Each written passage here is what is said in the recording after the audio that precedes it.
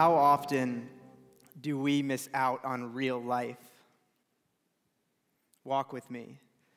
It's day 173. The heat is rising off the pavement. I'm leaning on my 150-pound pushcart, hiding my face from the sun. After 2,000 miles of walking across the United States, I've finally made it to the western desert. I'm bearded, I'm hot, I smell like gasoline and sweat. And the land that I walk on is vast, endless, and magnificent. But I don't appreciate that today. Cell phone service went out at 8 in the morning, and I can't stop checking to see if it's come back. It hasn't, and it won't for another week. So I walk in complete silence for 12 hours, cutting across the most remote part of my entire journey. No people, no cars, no houses, no trees, no gas stations, nothing. And it starts to feel like torture. All day, I'm checking for my phone. My thumb, out of habit, out of instinct, out of desperation, reaches for the Facebook, Instagram, Snapchat logos. I start hearing phantom dings and rings, and I begin to lose my mind through withdrawal. But as the week goes on, something begins to change. My iPhone seems to lose strength, and I seem to gain something back. I look around me as I walk. It's calm. The miles and the days begin to pass in peace.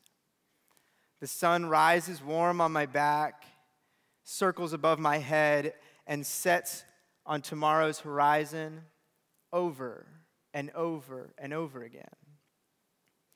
I decided to walk 3,200 miles alone from Washington, D.C. to Los Angeles, California, to research phone addiction in the United States.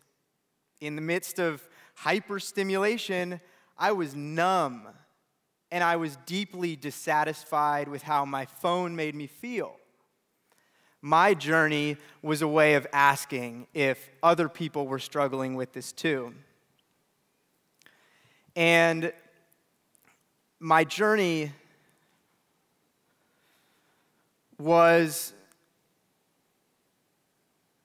something that I did to ask this question. But it wasn't until the desert that I realized that I was also researching my own addiction. And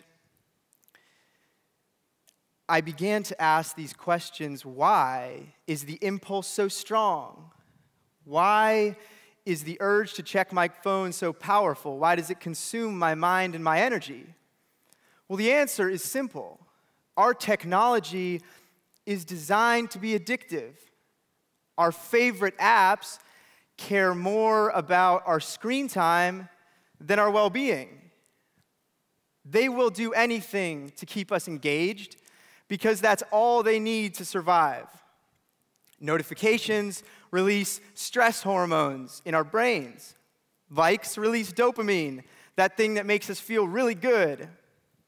Autoplay keeps us watching longer than we really wanted to. Our news feeds beg us to keep scrolling, and our snap streaks are designed to keep us on the clock.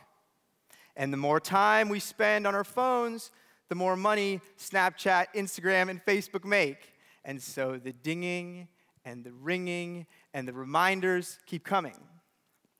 Now, when we're on our phones, it normally feels harmless. We are not always thinking that it's hurting us. But as we're on our screens, as we're lured onto our screens time and time again, our mental, physical, and emotional health is degrading. If you want to see the research, just Google it. But you don't need the research to know that being on your phone isn't always good for you. Imagine you're in bed, late at night, on your phone. One video autoplays to the next, and the next, and the next. And you don't stop until suddenly you realize your eyes are burning, your arm is numb, and it's past midnight. Sound familiar? No matter how stimulating our screens are, we all know that they take more of our time than we'd like. But at least it's free, right? Facebook, Snapchat, Instagram, Fortnite, all appear to be free. But that's not really the truth. We pay for these apps with our attention and ultimately with our well-being. As you laid in bed that night, your attention was caught in a trap. And when you finally pried yourself out, you laid in bed feeling empty, exhausted, lonely, and defeated. It's not your fault. You got outplayed. But every day, your attention is being caught and sold, captured and sold. And I think it's about time that we all break free. The first thing that you can do, turn off all notifications except calls and texts. Notifications are designed to pull your attention away from real life and back to your screen. Without them, you get to choose when you use your phone. Second, go grayscale if you can. All iPhones give us the option to toggle between black and white and color. 3 clicks at the home button and you're back. Without color, we quickly learn how to use our phones only when we need them. Finally, and most importantly, do everything you can to not use your phone in bed. Buy an alarm clock. Plug your phone in outside your room, and before long, you will be sleeping better and living your days proactively instead of reactively. Now, these are just options. For me, I traded in my iPhone for a brick flip phone with no internet. That probably won't work for you. But you need to find the system that does work for you, because no one is going to do this for you. I challenge you today to take 1 hour, unplug, see how it feels. It might feel like you're missing out on something when you aren't on your screen. But eventually you will realize that it is the other way around. Real life gives us something that our phones never can. When I shifted my attention from here to here, my whole world opened up.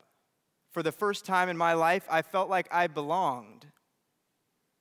Now, the choice is yours. Step into real life or be controlled by your phone. Thank you very much.